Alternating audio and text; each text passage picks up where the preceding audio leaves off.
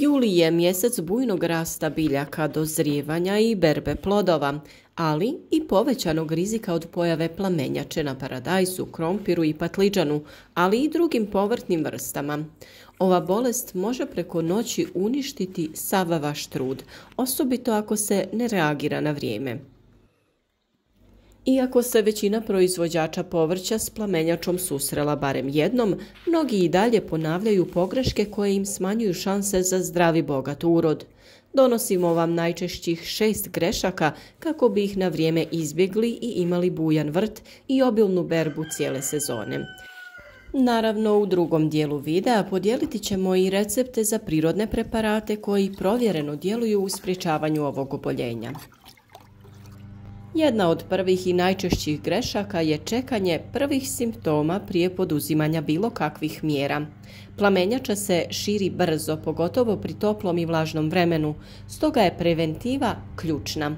Većina u obilasku vrta ne primijeti nikakve alarmantne situacije i smatra da nema potrebe za zaštitom biljaka. To je posebno velik problem kada se radi o ekološkom uzgoju i zaštiti biljaka sa prirodnim preparatima.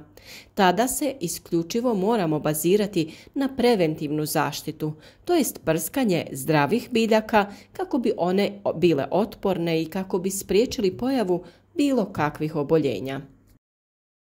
Već početkom maja nakon sadnje biljaka, osobito u kišnim godinama, započnite sa redovnim preventivnim tretmanima. Koristite prirodne pripravke poput čaja od preslice, stolisnika, mlijeka razrijeđenog sa vodom ili bijelog luka. Tretmane ponavljajte svako 7 dana, pogotovo nakon kiše. Prirodni preparati stvaraju okruženje u kojem gljivice ne mogu da se razvijaju, ali je djelovanje kratkotrajno i treba redovno štititi biljke kako bi ih uspješno očuvali.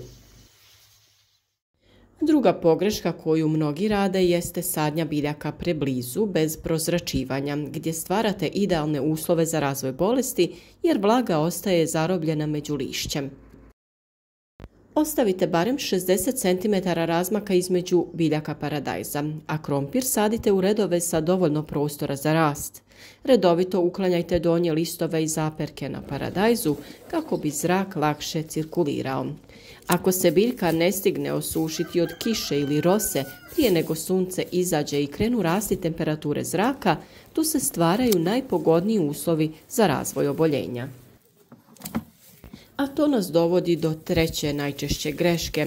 Zalijevanje biljaka preko lišća, naročito navečer, ostavlja listove vlažnima i pogoduje razvoju gljivičnih oboljenja. Zalijevajte rano ujutro i to isključivo pri tlu, bez kvašenja lišća. Kap na listu može biti ona kap previše kada je riječ o plamenjači. Sljedeći 4. razlog je nestrpljenje da saslušate savjete kada je video malo duži, nego kažete skrati, pređi na stvar, a niste upoznati sa problemom i ne znate razlikovati simptome različitih oboljenja. Nepoznavanje ranih simptoma i bolest se već širi, greška je broj 4. Vrtlari često zanemaruju rane znakove bolesti, a svjetlo smeđe mrlja na listovima ili lagano uvijanje lišća tumače kao manjak vode ili hranjiva. Naučite prepoznati prve znakove bolesti. To su sive ili smeđe mrlje na donjim listovima, često sa bijelim obrubom s donje strane. Reagirajte odmah odstranjivanjem zaraženih dijelova i tretiranjem cijele biljke, jer prirodni preparati za zaštitu djeluju samo ako ih na vrijeme koristite. 5. greška je zanemarivanje vremenskih uslova. Bolesti dolaze uglavnom sa kišom. Vlažno vrijeme, pogotovo nakon višednevne kiše, izuzetno pogoduju razvoju bolesti. Pratite prognozu.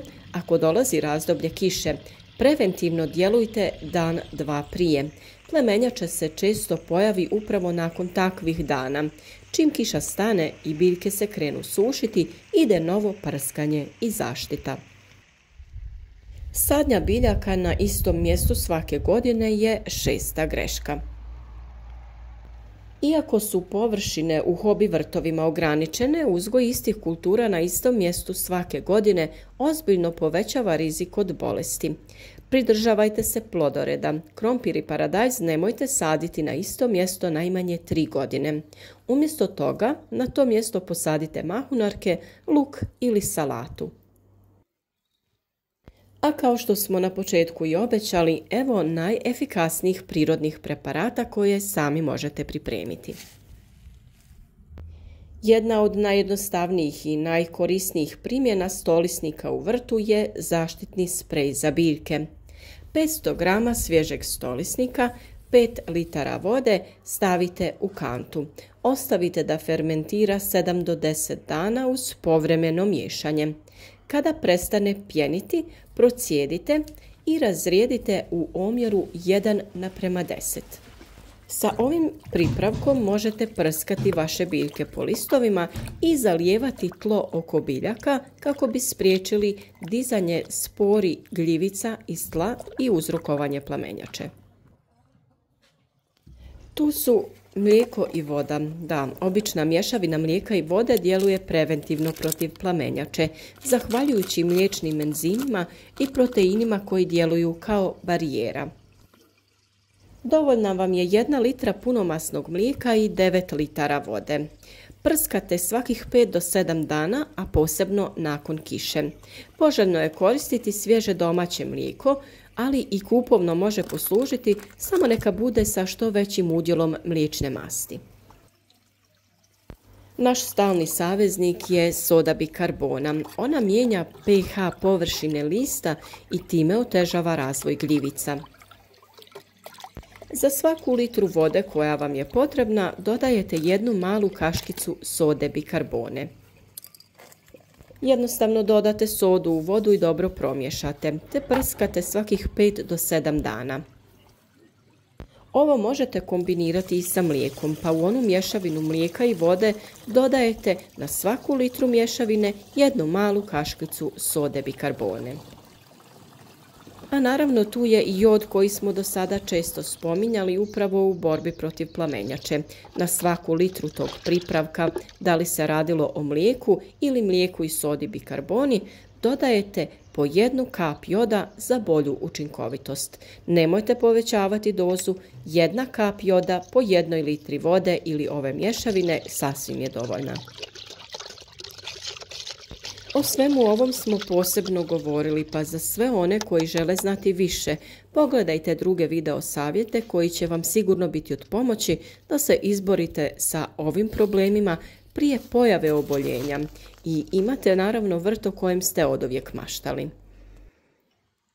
Za svakodnevne savjete o uspješnom uzgoju biljaka budite uz nas. Podržite naš rad sa like, podijelite video sa prijateljima i pišite vaša iskustva u komentarima. A za sve vas koji uživate u kadrovima iz našeg vrta, evo najsvježijih video kadrova kako trenutno izgleda naš vrt. Najvažnija stvar koju često spominjemo jeste malčiranje, tako da smo obnovili sloj malča oko naših biljaka koje sada daju najviše plodova i kojima je vlaga neophodna. Paradajz je u fazi dozrijevanja, a naša boranija skoro je spremna za berbu. Unatoč visokim temperaturama ona je imala dovoljno vlage, malč je odradio svoje i odlično je rodila i mi smo vrlo zadovoljni. Ono što mene uvijek razveseli jeste uspješnost naših uzdignutih gredica. Tu smo imali bijeli luk koji smo izvadili nedavno, a na tom dijelu koji je obilno malčiran uzgajamo krastavac na ovom svojevrsnom špaliru kako bi imao dovoljno prozračnosti i odolio bolestima. Paprika u uzdignutim gredicama također odlično napreduje jer ima dovoljno vlage koja je njoj neophodna. I paradajzu naravno odgovaraju takvi uslovi, on lijepo napreduje, također odoljeva bolestima i skoro je spreman za berbu. U uzdignutim gredicama volimo kombinirati različite biljke, tako da pored paradajza imamo crveni luk, imamo kupus i tikvice. A posebno se veselimo jeseni kada ćemo brati ovo divno crno i bijelo grožđe, a jagode ispod u hladovini lijepo napreduju i još uvijek imamo nekih plodova. U našim krajevima ova banana koju vidite više je za ukras, ali možda nekad i na njoj bude plodova. Iz ove gredice jučer smo izvadili jako krupan i čvrst crveni luk i vrlo smo zadovoljni kako je on napredovao ovdje pored paradajza u uzdignutoj gredici, te ga zato tu uvijek i sadimo. Iz tog razloga smo napravili 3 gredice kako bi u njima mogli rotirati usjeve.